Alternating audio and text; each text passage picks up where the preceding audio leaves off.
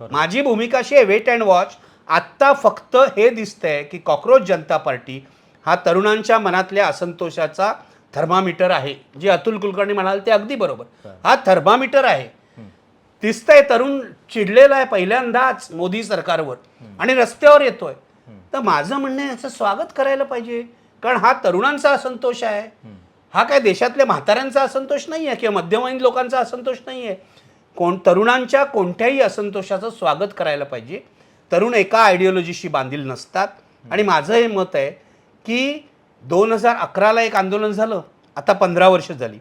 15 वर्षानंतर होणारं आंदोलन अण्णांच्या आंदोलनांपर्यंत जाईल का? प्रत्येक आंदोलनाची भाषा वेगळी असते, शैली वेगळी असते, टेक्निक वेगळी असतं. जेव्हा 2011ला सोशल मीडिया आजच्या इतका प्रभावी नव्हता, आता सोशल मीडिया प्रभावी झालेला आहे.